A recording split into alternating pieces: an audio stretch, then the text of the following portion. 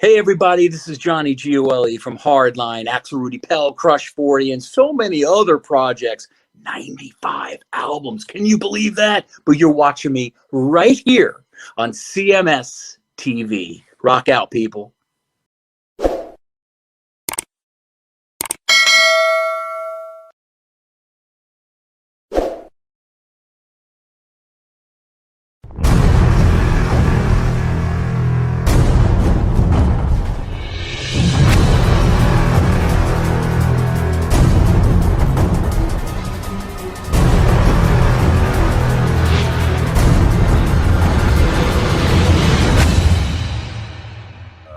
Good straight ahead music break in your face. Rock and roll, man. Yeah, man. Bring in the rock. Exactly. As Ron Keel would say. Bring in the rock. And rock and the roll. Exactly. So how is Ron's show going? His Streets of Rock and Roll and all that. Have you checked that out recently at all? I guess it's going fine. I mean, he's really focused on getting the radio station up and running, and I know he was on Trunk this week promoting his the station and RFK, right? Ron fucking Keel. RFK Media and all his other. Is that what that stands for? Yeah. RFK stands for Ron fucking Keel? I think so, yeah. Okay. Well, the R and the K is Ron Keel. Well, his middle name is Frank or Fred or something. Okay. But I'm pretty sure that it's Ron fucking Keel Media. Okay. That's a guess, but you know. Now tell me how this all ties into the uncontrolled noise. I mean, how does the relationship there work? Is uncontrolled noise rebranded or yes, it's rebranded? It's rebranded as RFK Media or RFK Radio. Now, what is it about the uncontrolled noise platform that Corey put together that was attractive to Ron to where he decided to incorporate with that as opposed to just like starting something fresh? Ease? I'm guessing. I don't know. I honestly, I sat in on a meeting with them, and it kind of was like already decided by the time I was brought into it. Mm-hmm. And I just was like, okay, cool. And you know, I think this is me guessing at this point because I don't know for sure, but I think what works for Ron is that the station is built and running. I think what works for Corey is that Ron is such a fucking hustler that it will, you know, it'll automatically get sponsorship and stuff. The combination of him being a hustler and him being known in the industry. Mm-hmm. And so far that has proven to be very true. Okay. You know, I mean, Ron has already brought in the Joe Elliott show, and he's bringing, I don't know if I'm allowed to say if it's been announced or not, but I'll say it, whatever. Allegedly might be bringing Trunk Show onto the platform. And, you know, obviously our show and Red's show, and he's got a couple of things working with a couple of different shows. So Ron is already out there hustling and finding sponsorships and getting sponsors and, you know, turning it into a profitable business. So that's what I think the partnership is about. Again, that could all be bullshit, and it might just be that they're buds and they like working with each other. I don't know, but all right. Well, fair enough. I was just curious about that. I mean, all I got to say is whatever they're paying Trunk, they better pay us double. I don't want it. I don't want it. Not that Ron or Corey would ever tell us what to say, but I don't even want to put that option on the table to ruin friendships. Of course, I'm being funny, but I know. Yeah, we were the stalwarts, man. I've heard the number, and I won't say it on the air, but I'll tell you, it's really not. Well, I mean, crazy. It's just a rebroadcast thing, so like, I mean, really, what does that bring to the interest? Because you can get it anywhere. Yeah, that's it. That's it. Oh, That's not bad. I mean, that's for Ron and for Corey. That's smart. Yeah, I guess. Yeah, but again, something like that's so easily accessible from other avenues. It's not like they're looking to bring that to, like go to draw people over because of that. I mean, I'm sure there is something to that, but what I'm trying to say is that it's accessible in other platforms that people would go there because it's already been there for so long that's what they're used to, is what I'm trying to say. I think that what Ron and Corey are trying to do, though, is build the whole "this is what I listen to all day long" platform, instead of people going to YouTube to find a clip about Queensryche or whatever. It's just turn it on and listen to Streets of Rock and Roll, and then Joe Elliott show, then maybe the Trunk show. Just have it flow through their day and become their classic rock station. Yeah, they're total listening all day long. You just turn it on and it's just playing. The total experience. So I think that's what they're going for, but it's hey, more power to them. I'm game. Well, I mean, Corey, obviously a veteran in the business. He's been doing this as long as we have. Yeah, he's been doing it forever. Yeah, he's been doing it a long time. And, I just kind of reminiscing back today, just kind of thinking about all the things. Remember how many online stations there used to be? Dude, we were on all of them, I think. Everybody and their brother had an online station. Everybody was streaming and everybody was doing, that is until the royalty thing kicked in and caught up with everybody. And that's like, I can't afford that. Yeah. Well, I mean, dude, how many stations were we on? Oh man, at least 10 or 12. I mean, there was Wicked Brew. There was The Loudest Rock. There was Stickman Radio, United Rock, Pure Rock Radio, Uncontrolled Noise. Mega Rock Radio out of St. Louis. Yeah. I mean, there were tons of them. Our own CMS Radio. We had our own. Yeah, we still do, kind of. Well, we do, but we don't play the music anymore. I used to pay the royalty, just a flat rate. Yeah, exactly. To play the music and stuff, but we had to cut that out. But it's interesting but it weaned everybody out, and now there's just more or less some notable stations out there, I guess. Yeah, that's a different time, man. I mean, radio itself is a different animal now. There's just not people that are just listening to endless songs that they don't know. Yeah, you know what the other thing is that I still get these. In my email box, I still get these deals from Sirius XM saying, "Oh, we could sign you up for $5, blah blah blah." It's like, is anybody listening to Sirius Radio? I don't think. I mean, aside from the fact that you might get that in your new car if you buy a new car and they have it already in there, and you get like a free year subscription when you buy your brand new car, but. I can't even imagine what is the content on satellite radio that anybody be interested in getting. That I don't think that I don't think that it's better or worse. It's just comfortable. Oh. Dude, honestly, it's just it comes out of my credit card and that's it. And I don't think about it. And I like hair metal, so I can get the fucking whatever the hair metal channel is, Hair Nation. Yeah, but I can get it even in my car. When they have the free subscription, like they usually do it like on a Memorial Day weekend or Labor Day weekend, that it's all free. Yeah. And I'll tune in and listen.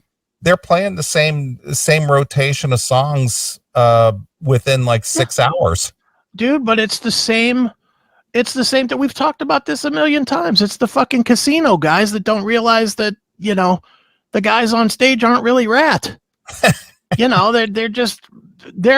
They want to hear Living After Midnight. They want to hear Round and Round. They want to hear Love Walks In from Van Halen. They want the comfortable, I know that song, and I'll just sit back and listen to it. They're literally the classic rock people that just don't want to listen to fucking Pink Floyd. Yeah, well, I get it, but the thing is the rotation is what I'm talking about. Is that they have for satellite radio being what it is, or what the potential it could be, to have the same rotation repeat after maybe 6 to 8 hours, it's just unbelievable. It's just like you have your catalog doesn't go any deeper than that. That's it. Dude, I hate to tell you, but regular fans don't want it deeper. Regular fans don't want to hear a song by Rat like Got Me on the Line. They have no recollection that that's even a song. They don't know that song. They don't know it. They know lack of communication, slip of the lip, Way Cool Junior. Dance. Yeah, and even that's a stretch. Dance, that's a stretch for Rat. They want just the biggest ones. Lay It Down. They don't really want, Shame. They don't want Shame. They don't want City to City. No, they don't want any of that shit. From Dokken, they don't want, Bullets to Spare. Yeah. They want Alone Again. They want Just Got Lucky. It's Not Love. It's Not Love. They don't even want Lightning Strikes Again. They're like, what is that? Yeah. That's crap. Bring me back what's familiar to me. Yeah, let me hear The Hunter. Yeah, even that's probably too obscure. Yeah. I mean, when's the last time you heard The Hunter on one of them stations? They don't, dude, they go as surface level as they could possibly go. Mm-hmm. It sucks. For guys like us, it sucks. But again, I think for guys like us, we're expected to have already bought the record, so why would we listen to this shit anyway? Yeah, but and the other thing is you got Spotify out there that you could select your own tunes, or put your own playlist together if you want to hear a repeat of the same songs. You assume people aren't lazy. They're immensely lazy. I guess it's inconceivable to me that people just would spend money to buy satellite radio to do what. There's nothing unique about it. The programming is awful. You don't have any real stellar shows anymore. No, but it's more options than they have. I guess. It's easy to go. If you want to hear classic rock, you can hear 10 stations of classic rock. But this goes back to what we were just talking about this new RFK media with the incorporation of uncontrolled noise. You could listen to uncontrolled noise or RFK. What do they call in the radio station now? RFK radio. Right, RFK. Okay, so you could play that in your car. Yeah, and it doesn't cost you anything. Yeah, but you have to convince people of that, dude. That's the whole thing. You have to look, and I'm not shitting on it. I certainly want to see it work because it gives us a platform. But, of course. But let's just be honest. People are dumb. Dumb as two stumps. They're fucking stupid. They can't figure out how to fucking Bluetooth from their phone to their car. There's more people that cannot figure. There's more people that listen to our show that can't figure out how to Bluetooth to their car than there are that know how to do it. Wow. And it's not hard. You can literally pull up a YouTube video on your phone, look up the name of your car and the year, and it'll tell you push this, click that. Yeah. Well, like on my 2018 Camaro, I plug in through the USB because that brings up the Apple CarPlay. Sure. And then I have full control of everything that's on my phone, whether it's texting, like you'll text me while I'm driving and I just voice text you back. Sure.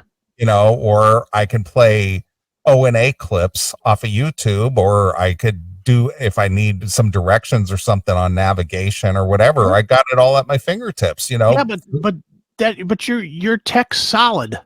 I wouldn't even call you like tech advanced. You're tech solid. Yeah. Most people are tech stupid. Most people are tech dumb. They don't use apps. They don't know anything about their phone. Most people they think that they're advanced if they can go to fucking Facebook and their email on their phone. They're like, look at me. Yeah. I use my Apple Play in my car for everything. Because it's just, when I'm driving, I listen to various programming. If I want Spotify music, I listen to Spotify. If I want to listen to some old, like I said, O&A clips, I listen to that. If I want to listen back to an archive show, I use the CMS app. You know, if I want to listen to RFK media or what was uncontrolled noise, I just use the CMS app. Yeah. You know, I just pull up the app and it starts playing in my car. Yeah, dude. I mean, when I get in my car, the first thing that happens before I'll fucking throw it into reverse to get out of my driveway, it's got to sync with my phone. Mm-hmm. See, I don't even need to do that. I just have my USB plug and I just plug it in and it just populates my Apple Play on my screen and I'm good to go. Yeah, I don't think I have a USB in my car. I think I just have Bluetooth, but dude, it's just part of my getting into the car. I get in the car, I turn it on, I fucking fuck with my phone a little bit to get it into the little cradle. You know, and then by that point it syncs up and then it asks me what I want to play. And it's like, all right. And then I just tell it, okay, play the latest podcast from blah, blah, blah. Right. Whoever. And I just say it and it plays it. And then it's like, okay, now I'm driving. Mm-hmm. You know, but most people don't get it. Most people will never get that, dude. Most people will have that capability on their fucking phone and they'll still have a bag of CDs in their car. Well, the thing is you did such a fantastic job in building that CMS app, which, by the way, where can people get that if they don't have it already? iOS store, Android store, and, you know, wherever. Yeah, you did such a fantastic job, and you just go over to the stations and you can pick whatever floats your boat. Yeah, I mean, the music's there, the videos are there, everything's there. You know, that was kind of the whole thought was to just put it all in one place and keep you into the CMS universe a little bit, I guess. But so if I wanted to, if I wanted to listen to Sirius satellite radio, what is that? What is the Hair Nation? I just should go to the CMS app and play Uncontrolled Noise. Yeah. or Hairball John. Yeah. Well, you know, I mean, you got those two options. If you want heavier stuff, you can go to Crash Course. If you want just us rambling about whatever the fuck, then you've got that option. Mm-hmm. You know, it's all there. Yep. So well, get the app, folks. It's free, and you don't have to buy satellite radio just to listen to garbage. That's right. You listen to garbage right here with us. Dude, speaking of garbage, I'm going to bring this up real quick before we get into anything. Yeah. So, you know, I'm on Cameo. Yes. And I got this Cameo this week that I wanted to share with the show. Cameo has been pretty fun, actually. I'm not going to lie and say that it's, you know, I didn't know what to expect when I jumped on it. And I haven't done a bunch, done a few. And as I've said before, I'm not going to do the Eddie Trunk thing. Like, hey, Bill, happy birthday.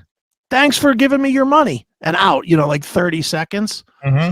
I try to do really longer form. I try to be funny. I try to make it worth their, I think my Cameo is $10. I think it's $10 for a Cameo. So, you know, I get some pretty silly requests, as you can imagine. Okay. So I'm going to read you the Cameo request that I got this week. Where is it here? So I get this Cameo. It is from Dave Muse, M-U-I-S-E. Mm-hmm. And he said, about the recipient, it says, in China, they call me Fong Yung Ping, which means guardian of the potato. Okay, Fong Yung Ping. Fong Yung Ping. And it says the occasion just for fun. And it says instructions. Tell the world how you're the greatest Flock of Seagulls fan. In fact, wear your hair in that infamous 80s hairstyle. Well, I'll show you the video, and I will tell you up front, I did not wear my hair in the 80s. Well, I can't imagine how you could possibly do that with your hair. It's way too long. Yeah, it's, yeah. You know, it would look more like fucking Sam Hain or the Misfits, you know, for me with the long hair. I couldn't do it. But I can certainly do the whatchamacallit, the selling myself as the as a fan of the Flock of Seagulls. So we'll stop this thing along. This is 4 minutes long, talking about my love of Flock of Seagulls. All right. So there's some good one-liners here. So check this out. Is that the MTV video thing behind you? That would be the background cover, or that would be the cover of the Flock of Seagulls self-titled album. Okay, Thank you. Yeah, I noticed those. Yeah. Look, I wasn't gonna rip him off. I had to do it right. Oh, he's got that green screen comes in handy. It sure does. So check this out. This is me selling my love for the Flock of Seagulls. Okay. Chris Aiken from the Classic Metal Show. And you might think from hearing that I am the host of the Classic Metal Show that my love of music all stems from 80s metal music. And goddamn, would you be wrong. When I think of the 80s, I think of all the great bands of the time. You know, Men Without Hats, I don't know. Yeah, there's so many great ones. Frankie Goes to Hollywood, Human League, Men at Work. I mean, all the true greats. But there was one band, that stood above all the others in the 80s. Of course, I am talking about A Flock of Seagulls. And I am certainly glad to proudly announce that I am the greatest Flock of Seagulls fan that has ever existed. And I mean, how could you not be a fan of A Flock of Seagulls? I mean, they were just so tremendous. I mean, Mike Score and Paul Reynolds and Ali Score and the blazing bass guitar work of Frank Maudsley. I mean, this was a band that was like no other. When they came out, I mean, everybody remembers the song I Ran So Far Away. Everybody remembers that song. And that's fine. It was good for the radio or whatever. But it built a legacy which still lives today. You know, when I think of AFOS, and that's what us common great fans call them, A Flock of Seagulls were just so much better than everybody else. In fact, in the 80s, when AFOS was on the top of the world, I formed the first ever fan club for Flock of Seagulls. It was called AGOG, A-G-O-G-G, which stood for A Gaggle of Gay Gentlemen, which of course was just a tribute to the greatness of A Flock. Come on, this is good, right? Yeah, gaggle of great gentlemen. Gay gentlemen.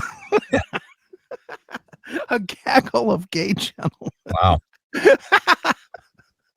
Come on, this is good. I was having fun with this. Of course you were. You're talking about it as if it was a real passion. Yeah, it really sounds like I'm a fan, doesn't it?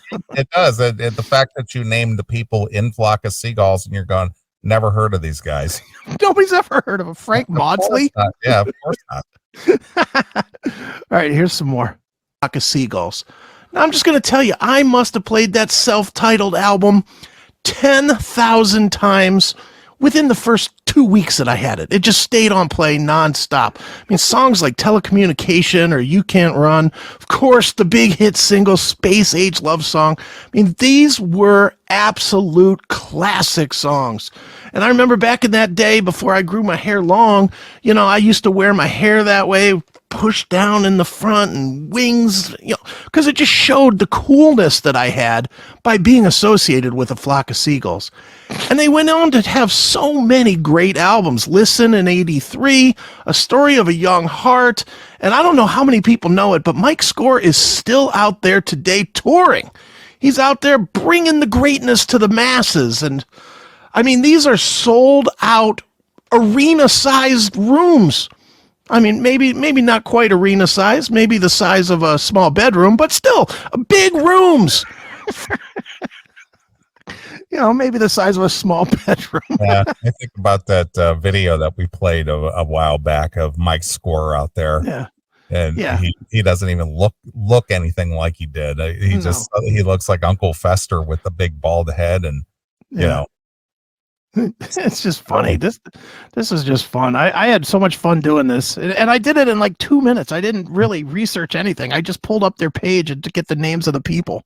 Yeah, and that was it. So you did a 4-minute video in 2 minutes. Yeah, well, and I mean, I spent like 2 minutes getting ready for it. I'll say, which was just finding the album art and finding the names of the people. But right. All right, let's finish this up. Thrilled to see A Flock of Seagulls. They were a great band. They're still a great band. In fact, I'll just say it. They are the greatest band that has ever existed. A Flock of Seagulls. They were just tremendous. And I hope I hope for Dave, I hope he certainly digs them as much as I did. I don't know how many people know this about Dave, but he was known as Feng Yingping in China, which of course stands for Guardian of the Potato. Should have been named something like Feng Yong Flock to be the guardian of the flock of seagulls, because that was the only band that mattered. So, Dave, thanks for requesting me here on Cameo. I certainly had no problem selling my absolute love for the band A Flock of Seagulls, and I hope you're doing it too, because if we don't keep the music alive, it will just be buried by these inferior bands, these Metallicas of the world, or U2s or whatever, Springsteen. People start remembering them and they start forgetting the true greatness. That, of course, of AFOS, A Flock of Seagulls. There you go. Well, that could have been a Chris Aiken Presents. Yeah, it really could have been. But there you have it. Me selling A Flock of Seagulls. Yeah, good on you. And you earned every dime of that $10. Yeah, I got my 10. They got their $10 worth. I got my $7.50 or whatever I get from Cameo worth out of it. So what does Cameo take? 30% or something? 25. 25%? Yeah. I've thought about just setting it up myself and just doing, because I don't really need Cameo, but it is a bigger platform. So yeah, and it at least you end up in their what do you want to call it? Their rotation or whatever. Their index or whatever. Yeah, I mean, and look, it makes it look like I'm important, I guess. Funny. But yeah, so that was this week's A Flock of Seagulls. Nice. Well, look at you.